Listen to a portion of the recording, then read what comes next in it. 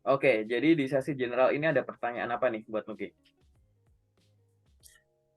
Kalau saya pribadi nih Pak, saya kan sering ngelamar pekerjaan dari email Email. dan biasanya itu sebelum kita surat lamaran itu ditulis sebelum ini kan Pak, dilampirkan juga di subjeknya. Mm-mm. Jadi di situ saya selalu bingung bagaimana cara menarik perhatian dari HRD atau rekrutmennya untuk bisa membuka file saya gitu, dokumen saya. Kenapa? Kamu curiga lamaranmu via email nggak dibuka gitu? Atau gimana? Iya, Pak. Saya curiga lamaran saya via email tuh mungkin karena susunan kata atau bahasa saya yang kurang menarik seperti itu, Pak. Oke, sebelum curiga ke sana, aku ada pertanyaan lanjutan ya sebelum aku jelasin. Kamu ngirim lamaran selain via email, via apa aja?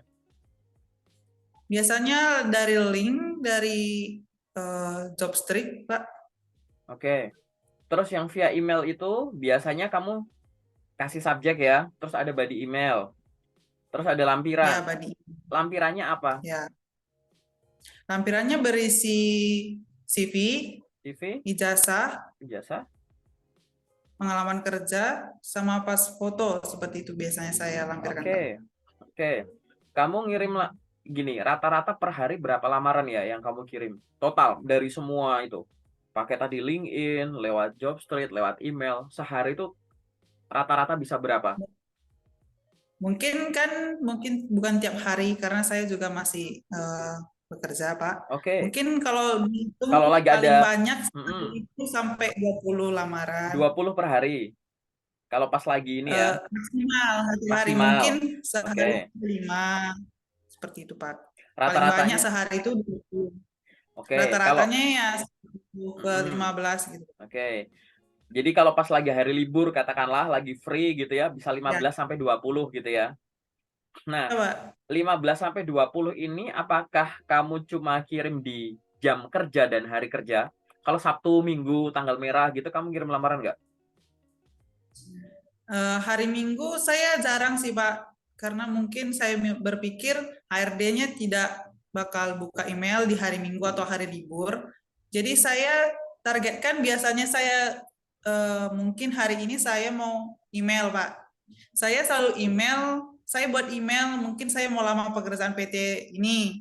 Jadi saya targetkan buat malam, jadi pagi-pagi jam 8 itu pas jam 8 Kirim. dikirim seperti itu kalau untuk email, kalau Oke. untuk link Kalau itu LinkedIn, sesuai kondisi saya. LinkedIn sama Jobstreet apakah juga kamu lamarnya juga cuma jam kerja, hari kerja gitu? Nah, tidak. Kalau LinkedIn sama Jobstreet seperti itu, di mana ada saya nemu loker, saya langsung lamar, saya langsung Jadi bisa pagi, siang, sore, apply. malam ya. Iya, Pak. Tadi katakanlah sehari kamu waktu free 15 sampai 20 lamaran per hari. Pada saat kamu ngirim sebanyak itu, 15 sampai 20 lamaran, itu yang email berapa? Yang via email. Katakanlah dari 20 nih. Eh, Misal hari ini kamu lamar 20 nih. Kira-kira yang dikirim via email berapa? jujur, yang dibalas nih kan, Mbak, Yang dikirim, yang kamu kirim. Kalau yang aku sehari, kirim. kalau sehari kamu mampu ada hari di mana kamu mampu ngirim 20 lamaran, maka Hmm, komposisinya di hari itu kira-kira yang dari email kamu kirim itu berapa lamaran? Dari 20 tadi. Mungkin 5, Pak. Lima. Karena lebih banyak dari Jobstreet, dari link yang banyak saya apply langsung. Makanya Oke. sampai 20. Oke. Kalau untuk email itu biasanya sehari palingan 3, 2 gitu, Pak. Oke, rata-rata di 32 ya. Kemudian yang via email sejauh ini, itu paling jauh kamu sampai tahap mana? Pernah sampai tahap panggilan untuk interview, Pak. HR atau user? HR. HR. Itu udah interview HR, udah diumumin nggak lolos, atau masih menunggu, atau hilang, atau gimana? Mungkin pernah sekali sampai dipanggil, cuman karena lokasinya dia minta offline, saya nggak bisa, Pak. Oke, HR ya. Itu yang email. Ya, Kalau yang via makanya kalau LinkedIn, via Jobstreet link gitu, itu jarang, jarang di ini, Pak. Jarang dilirik saya, Pak. berarti kamu tahap terjauh berarti sampai undangan interview HR. Eh, ada sampai ini Pak, sampai interview online. HR atau user? Maaf Pak ya, HR user itu bagaimana ya Pak? Biasanya itu kayak Yang biasa yang pertama rekrutmennya. HRD-nya yang pertama tuh. HRD tuh perekrutnya, user itu calon bosmu. Oh, sampai user Pak kemarin. Berarti udah 2 kali. Berarti udah sama HR terus sama calon atasan. Iya Pak, kemarin karena online jadi gabung HR sama usernya. Oh, bareng ya, bisa bareng ya. Oke. Oke. Dan itu masih nunggu atau udah ada kabar? Udah ada kabar sih Pak. Belum lolos. Dibilang udah lolos, cuman kemarin terkendala di jarak tempat pekerjaannya. Jadi kamu selalu bermasalah dengan lokasi tes atau lokasi kerja ya? Iya Pak. Oke. Ini aku jawab dulu, biar pertanyaannya nggak sampai ke situ ya. Kalau ada Ya. loker, nih katakanlah hari ini nih, Mm-mm. ini siang hari nih, ada loker yang cocok buat kamu lamar via email. Yang kamu lakukan apa? Lihat dulu lokernya, terus Lihat lokernya, terus searching di Google mm, perusahaannya bagus mm, atau tidak Pak. Terus terus tengok rekomendasi-rekomendasi, baru mm, saya lihat kirim. syarat-syarat yang Oke, dibutuhkan. syarat-syarat Baru udah. Terus syarat-syarat yang dibutuhkan, baru saya buat CV, perbaiki CV saya sesuai apa yang dibutuhkan sama perusahaan, mm, terus diinginkan perusahaan.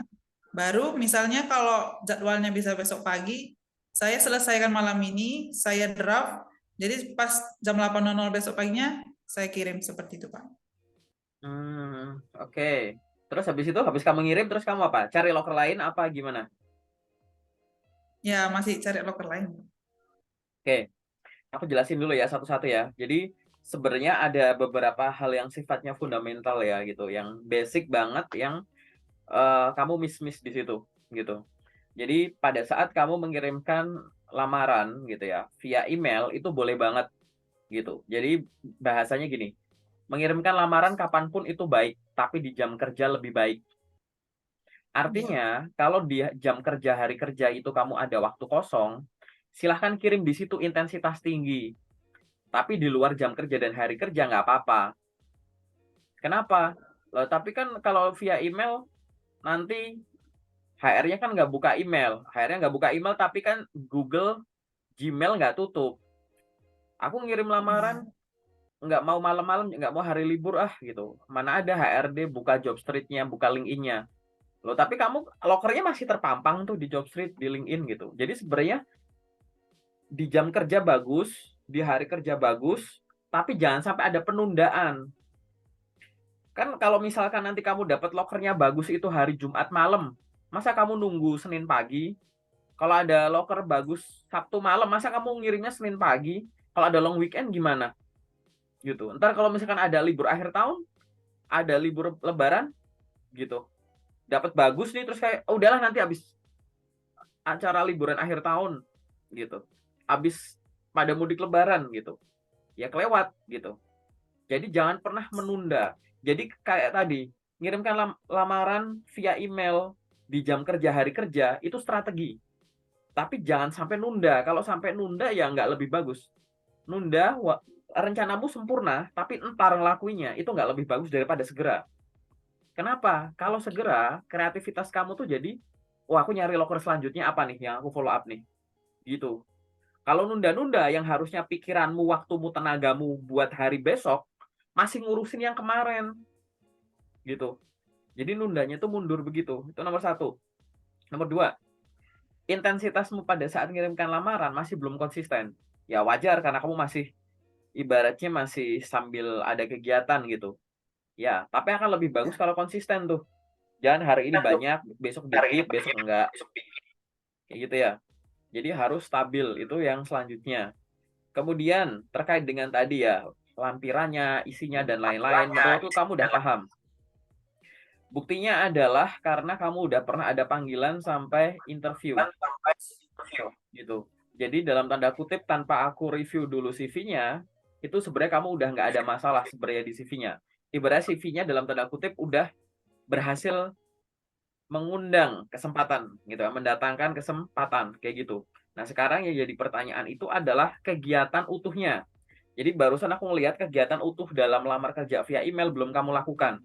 Tadi bener ya, begitu lihat loker, yang kamu cari tahu adalah ini asli atau enggak gitu.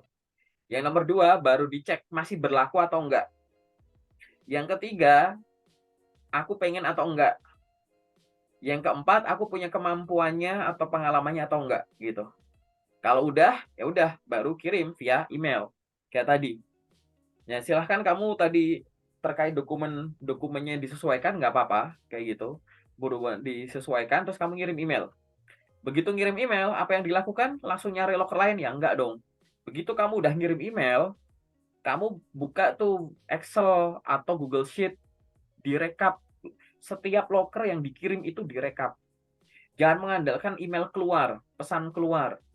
Ntar kalau panggilan kerjamu banyak, bingung nanti. Oh, aku lamar dari mana ya ini ya? Cari di pesan keluar, nggak ada. Cari di history, job street, nggak ada. Bingung nanti kamu. Apalagi nanti kalau kamu ketemu loker palsu. Yang kamu ngelamar enggak, tapi dapat undangan. Hanya mengandalkan ingatan. Padahal kamu juga nggak ingat. Nama perusahaan itu juga nggak ada di ingatan kamu. Jadi begitu kamu selesai ngelamar, direkap. Tanggal sekian saya ngelamar di PT ini sebagai ini, dapat lokernya di sini, ngirimnya via ini, keterangan, baru mengirimkan dokumen awal gitu. Dah enak direkap nanti, dievaluasinya enak gitu. Nanti tadi ya soal loker palsu jadi, wah ini ada panggilan cari di listmu. Wah nggak ada ngelamar di sini udah abaikan. Nggak usah kepikir, oh ini perusahaan gede nih. Kayaknya waktu itu ngelamar deh, oh, di daftar nggak ada kok kayak gitu. Bisa semacam itu. Atau misalkan yang lain apa? Buat analisis. Tadi sumbermu ada yang lewat email ngirimnya, ada lewat Jobstreet, ada lewat LinkedIn. Gitu. Katakanlah yang kamu kirim tuh 50, 50, 50, 150. Oh, aku dalam waktu seminggu aku bisa ngirimkan 150 lamaran. Dari 150 lamaran itu berasal dari 3 sumber ini nih buat ngirim, ya kan? Tapi dari 150 lamaran, panggilannya cuma 10. 5 dari email, 5 dari Jobstreet. Lah kan bisa buat dianalisis. Ini email kok cuma 5. Jobstreet cuma 5. Kok LinkedIn nggak ada panggilan sama sekali? Cek LinkedIn-mu gitu loh. Jadi sebagai bahan analisismu tuh kamu punya datamu sendiri. Jangan mengandalkan ingatan. Karena kalau ingatan yang dipakai terus nanti bermasalahnya di mana, kamu bingungnya di mana. Contoh, kalau nggak kamu rekap, padahal kamu udah beberapa kali ada undangan psikotes, ada undangan interview gitu kan. Tapi akhirnya apa? Yang dirombak tuh CV mulu. Sering gagal di psikotes, edit CV. Sering gagal di interview, edit CV. Padahal CV-nya nggak bermasalah. Ngapain dotak-atik? Paham nggak maksudnya? Kalau kamu sering gagal di interview, ya belajar interviewnya. Kalau kamu sering gagal di psikotes, ya psikotesnya dipahami lagi. Gitu. Paham nggak maksudnya? Jadi itu beberapa contoh manfaat dari kamu punya data untuk analisis evaluasi diri. Jadi aku balik lagi, begitu kamu selesai ngirim email, kamu rekap. Habis selesai rekap ngapain? Cari loker lagi? Enggak. Kan ada nama PT-nya tuh. Nama PT-nya cari di LinkedIn. Gitu. Misalkan nama PT-nya PT Nuki Sebayang. Cari aja Nuki Sebayangnya aja, nggak usah kata PT. Di LinkedIn, Nuki Sebayang gitu. Kan muncul tuh hasil pencarian. Perusahaannya kamu follow, ikuti. Terus bagian people, HRD-nya kamu connect. Gitu. Terus kamu ngelamar jadi apa? Kamu ngelamar jadi misalkan staff admin. Nah, kamu cari orang tuh yang kerja di sana jadi supervisor admin atau manajer admin. Gitu. Jadi connect ke kemungkinan HRD dan connect ke kemungkinan usermu. Connect aja. Kan kalau connect belum diterima, jadi follow ya nggak masalah, jadi ngikutin nggak masalah gitu. Jadi sambil lamar kerja, kamu bangun koneksi sama orang itu. Paham ya maksudnya ya? Gitu. Jadi harus begitu. Kalau udah itu, baru kamu move ke loker selanjutnya nggak apa-apa. Gitu. Jadi itu adalah satu siklus gedenya. Nah sekarang kalau ditanya, aku ngerasa bahwa panggilanku via email nggak banyak ya gitu. Nah, aku akan melihat bahwa karena kamu apply-nya masih belum konsisten, gitu. Pasti pada saat hari kerja pasti akan turun sekali tuh, ya kan? Jadi intensitas rendah ya wajar. Nah, tapi apakah ngelamar kerja via email itu panggilannya rendah, terus kita jadi bingung? Ya nggak usah, kan sumbermu nggak cuma LinkedIn, nggak cuma email. Kan ada LinkedIn, ada Jobstreet. Kalau memang ibaratnya dari ketiganya pernah ada yang manggil kamu, ya kan? Dari Jobstreet nih paling sering undang, kedua dari LinkedIn, ketiga dari email. Pas email lagi turun, ya nggak usah worry. Yang penting ini kan intensitas tinggi, kalau perlu ini lebih tinggi lagi, gitu. Gitu dong. Kecuali nih, lewat Jobstreet panggilannya nggak banyak, lewat LinkedIn nggak banyak, lewat email nggak banyak. Nah, kalau kayak gitu, nanti kamu boleh curiga kepada CV dan dokumen pendukungmu. Curiganya bisa dari dua sisi.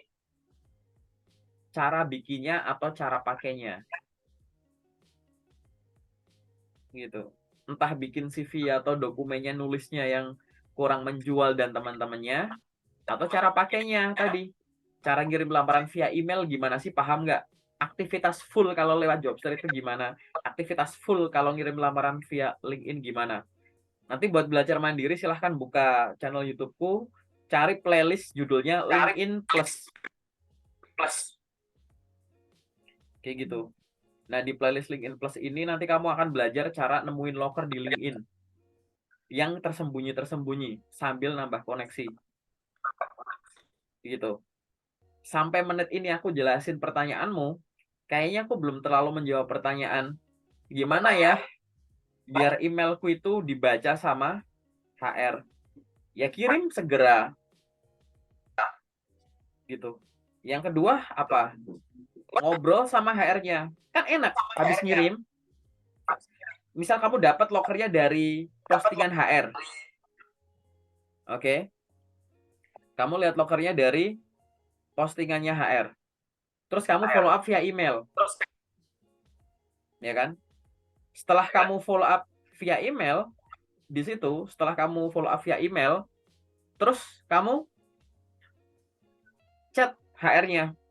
Selamat siang Pak, terima kasih untuk informasi lowongan pekerjaannya.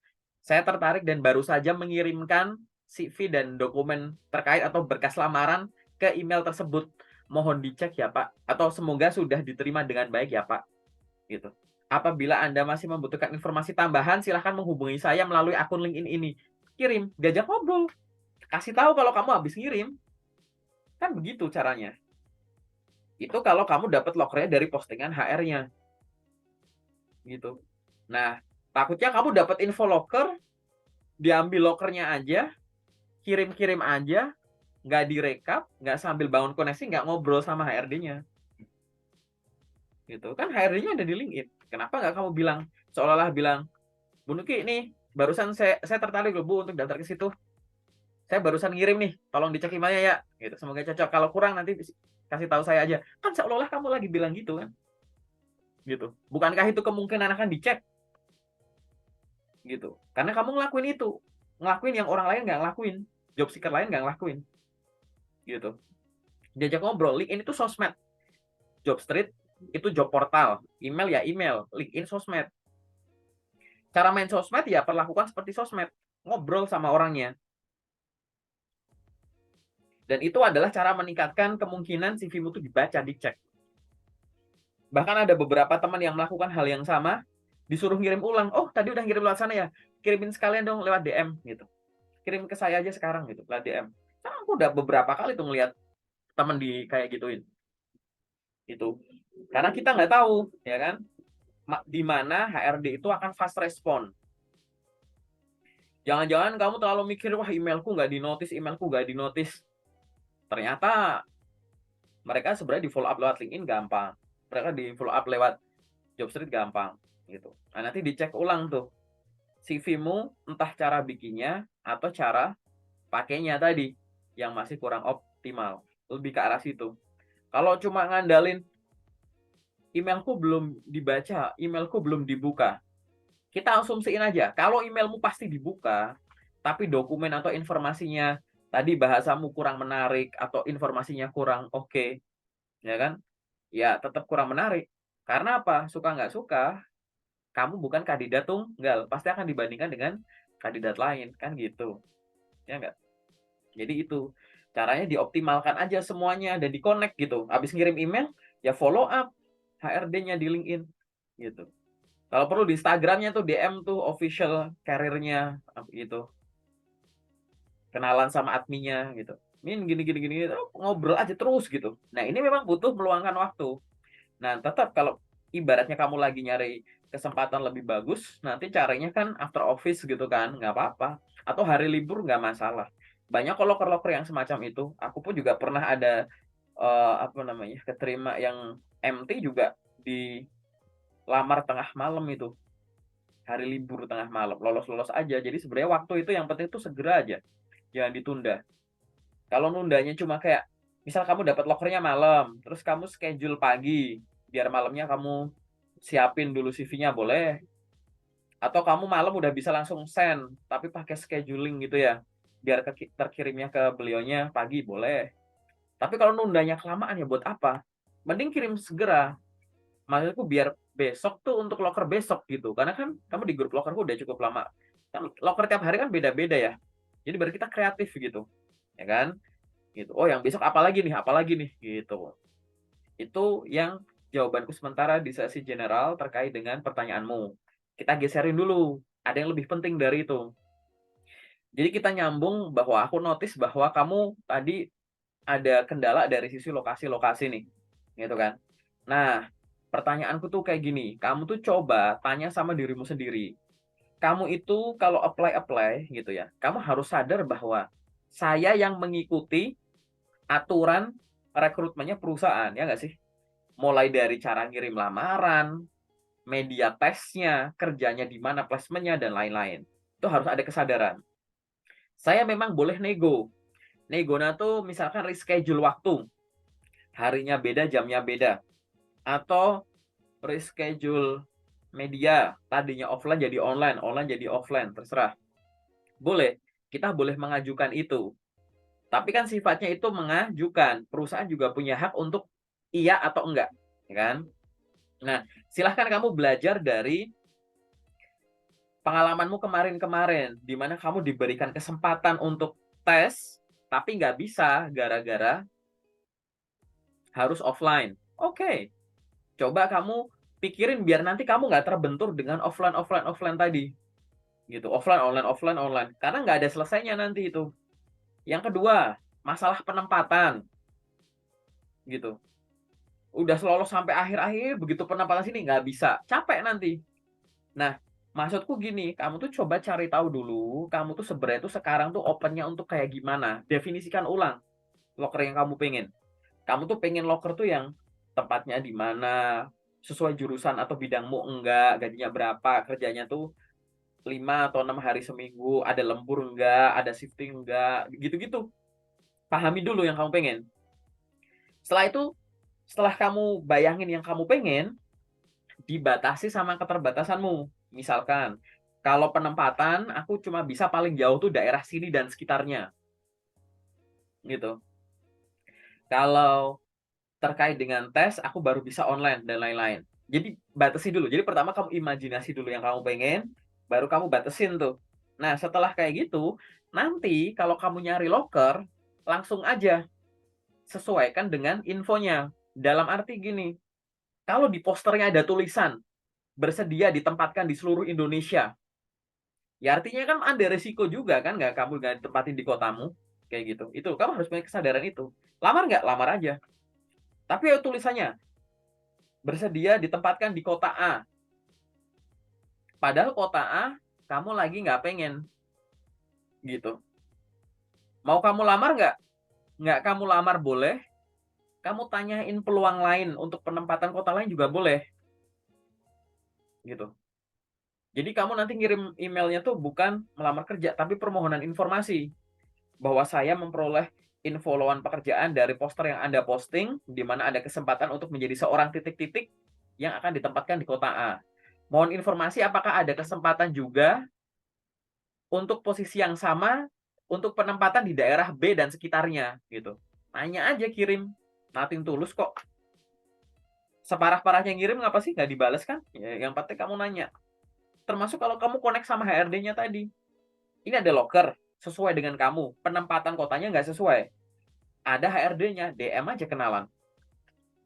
Mohon informasinya Bu, tadi Ibu posting terkait informasi lowongan pekerjaan sebagai ini di akun Anda. Saya tertarik untuk posisi tersebut, namun karena keterangan di sana terkait penempatan misalnya, namun keterangan penempatan di sana adalah di kota ini. Mohon informasinya Bu, apakah ada lowongan serupa yang penempatannya di area sini dan sekitarnya gitu.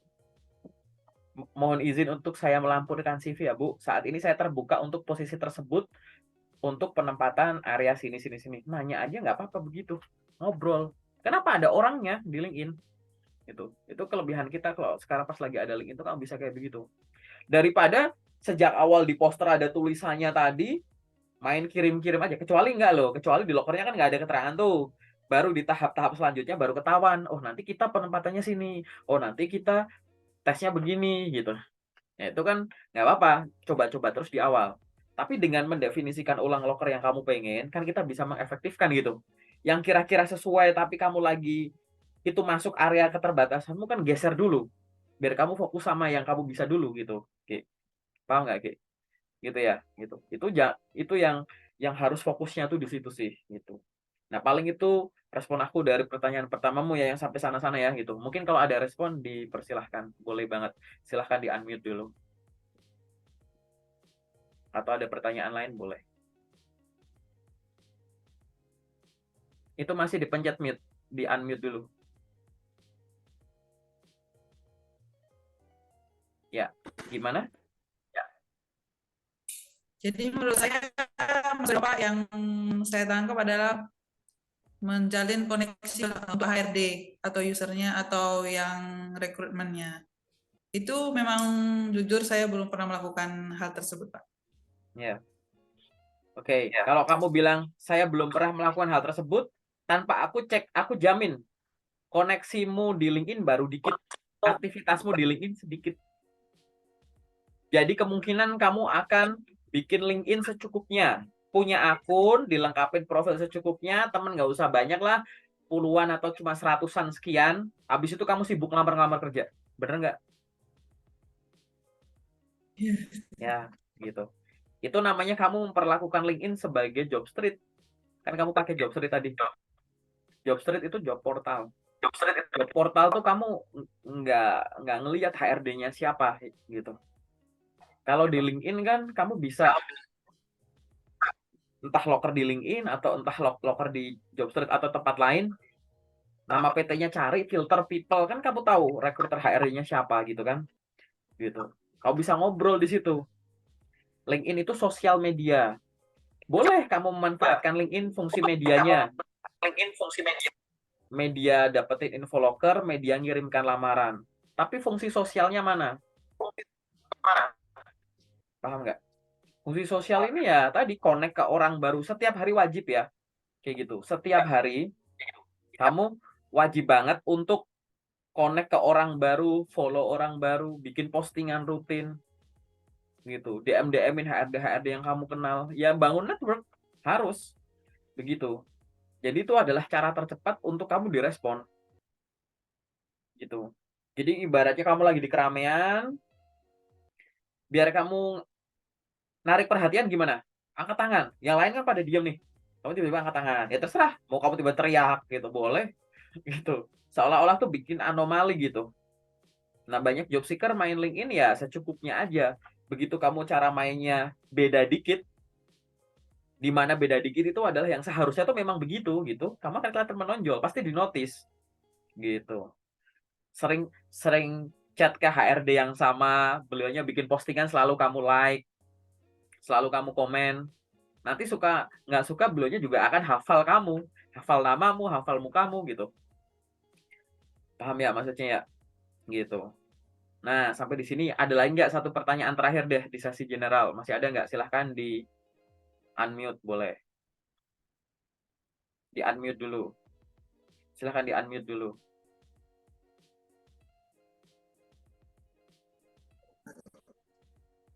Mungkin kalau pertanyaan yang palingan selama ini kan ini Pak, cuman tulisannya paling LinkedIn tersebut. LinkedIn? Ya, di LinkedIn itu apa-apa ada yang bisa membuat kita jujur. Untuk seperti yang Bapak bilang, LinkedIn saya itu kayak teman-teman bahwa saya pernah bekerja di sini, pengalaman saya. Dan saya nggak pernah bikin postingan atau saya koneksi. Ya. LinkedIn itu ya caranya tadi, yang penting kamu ada posting, punya akun LinkedIn ya. Ini urutannya ya gitu. Jadi kamu punya akun LinkedIn, setelah kamu punya akun LinkedIn, lengkapi dulu profilnya, kopas tuh dari CV-mu. Di CV ada pengalaman kerja, LinkedIn ada. Di CV dijabarin, LinkedIn juga jabarin. Ada organisasi, pendidikan, pelatihan, skill. Pokoknya kopas. LinkedIn boleh lebih dijabarin lebih panjang dari CV boleh gitu. Nah setelah LinkedIn lengkap, nah baru jadi setelah melengkapi isinya, baru kamu lengkapin kegiatannya. Lengkapin kegiatannya ya tadi, mulai bangun koneksi, ngelamar-ngelamar kerja, bikin postingan rutin gitu ya. Kayak gitu. Jadi lebih ke arah sana gitu. Oke? Paling sementara dari aku itu dulu untuk di sesi general ya. Sekarang kita akan masuk ke sesi private-nya, oke?